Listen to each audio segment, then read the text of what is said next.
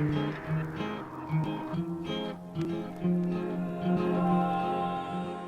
it their practice to respond to those letters with aliases? No, I don't know what happened in that situation. I can't address who signed your letters or aliases. Oh, okay. Because they both have the same last name, but different first names and different job titles. And I'm just wondering, were those documents produced in a document mill like the ones that Linda Green signs? I don't know. As far as you're saying, they're saying the same names with the different people. No, they're signing different names, but it doesn't take a handwriting expert to see that the signature is exactly the same for two people with different names. And I'm just wondering, are these documents? What I'm getting at is Wells Fargo even looking at the complaint or at my correspondence, or are they just having some flunky in the document mill like the one that Linda Green worked at? And it's very odd that they both have the same last name, Linda Green, Dee Green, and Sharon Green.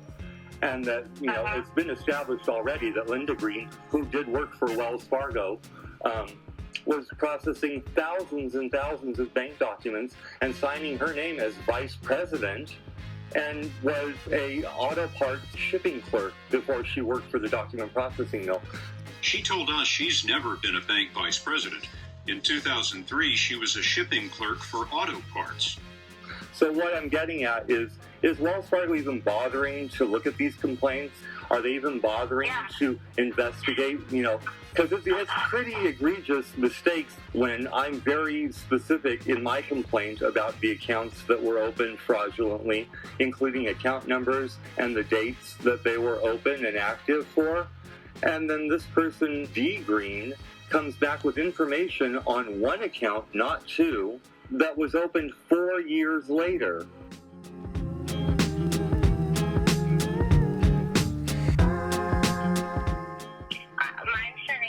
They do have a process to read the complaints and obviously to look into them before they respond. That would be a part of the whole process. So, one would think, but how do situation, I don't know. Well, yeah, one would think that would be the normal process, but then how would she possibly...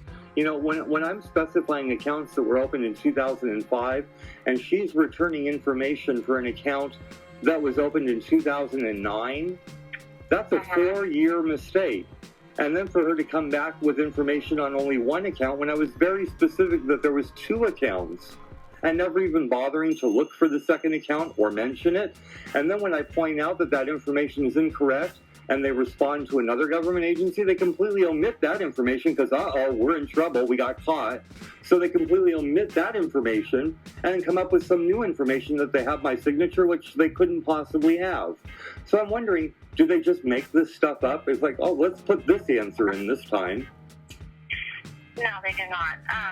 Are you sure, or is that your guess? No, I'm not sure. That's not okay, so you know now that you've just libeled yourself because you're sure that they do not do those things. And when we go to court, you prove that they do those things. Prove on that specific letter that they did exactly what they're supposed to do or paid attention or read the letter, but that is a part of their job. Right, but you can't say whether or not they've done their job or not, correct? No. Okay. No, I cannot. So you can see where my problem is here, and you can see where Elga Magdalena's or Magdalena's fell down on her job in terms of... Well, but I went through this whole scenario with Elga. I pointed out to her that this Dee Green person and Sharon Green were the ones who are the same person who provided false information to both of these government agencies. Yet she saw fit to forward the questions that I had back to that person.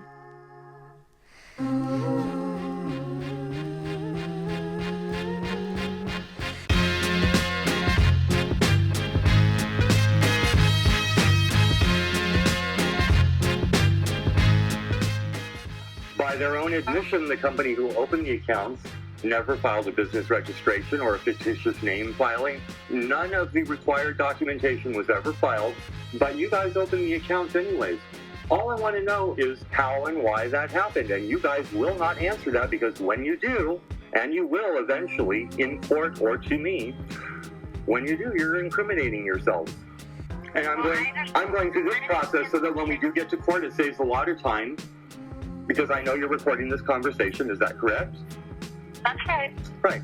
So it saves a lot of time. I say, can you play the recording that was made on October 18th? They'll play it, and then they'll say, well, hey, how about that? And then you'll say, and that'll be that, and it'll be over, and you guys will pay for all the damages that I have suffered throughout this process. I understand what you're looking for, but you're at, because I understand what you're saying your theory is or what you believe happened, which I No, I actually have documented fact. Oh. It's not my theory, it's documented fact of what happened. It's all in writing. I've provided documentation to you guys and to the Office of the Comptroller, but it's all, in writing. There's no theory here. It's all based in fact. Okay. You guys broke the law. You violated federal requirements. You don't want to admit it because it will get you in trouble, and God only knows how many other instances it will get you in trouble with. But that's not going to help you. You're going to admit it one way or the other, so you might as well just do it now and make it easy on yourselves. When we go to court, looking cooperative will go miles farther for you guys than being uncooperative and continuing to play these games with me.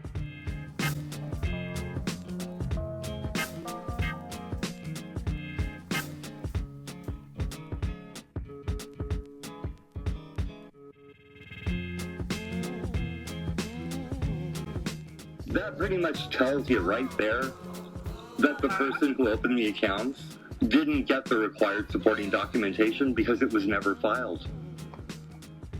That sounds like that would be hard to do unless it was filed in another state. But One you would said think. they were open in Utah. Right. They were opened in Utah, Okay. and the name of the business, which is the name that appears on the account, did not have a DBA filing for it until March of 2009.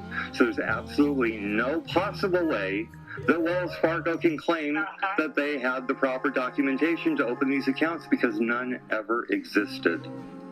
And you're not saying that they used your DBA, but they didn't open an account with your name like identity theft. They just opened No, an they account. just Somebody else opened an account using your DBA. Correct. It wasn't a corporation or an LLC, anything like that. Yes, it was. It was. Oh, okay. That's not a... Well, okay. So it was a DBA for a corporation or an LLC? Yes. So you see, there's a problem here. Well, what is it? I understand you have an issue with I know, reopening as I account said, and somebody else. right, and I know, as I said, they called, and I know that you can open business accounts over the phone. It says so right on your website. Your website also admonishes that if that is the case and the accounts are opened over the phone, that the business documents still have to be faxed to Wells Fargo at a later date. They never were, yet Wells Fargo never closed the accounts, never contacted me as the primary account holder to say, hey, we never received that documentation, and allowed the accounts to remain open for 4 years. I know that they called their friend and did it over the phone because I have email correspondence with the company that opened the accounts that tells me so. They also tell me in writing that they did not file a DBA. So between there being no DBA on file with the state and the company who opened the accounts with Wells Fargo claiming that they did not file a DBA, that pretty much leaves one conclusion. There was never a DBA filed, and Wells Fargo went ahead and opened these accounts without obtaining any of the required supporting documentation. And that is federal bank fraud.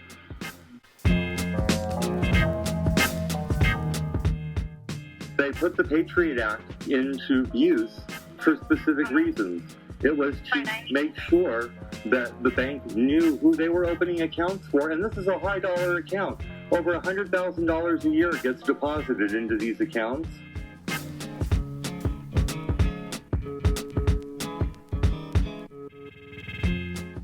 It's not like it's some little mom and pop business on the corner. It's over $100,000 a year. The Patriot Act, the Bank Secrecy Act, the Know Your Customer Act, they were all put in place for a reason, and Wells Fargo circumvented those reasons and went ahead and did what they wanted in violation of federal requirements. And I've had to pay the price for that. And now it's your turn.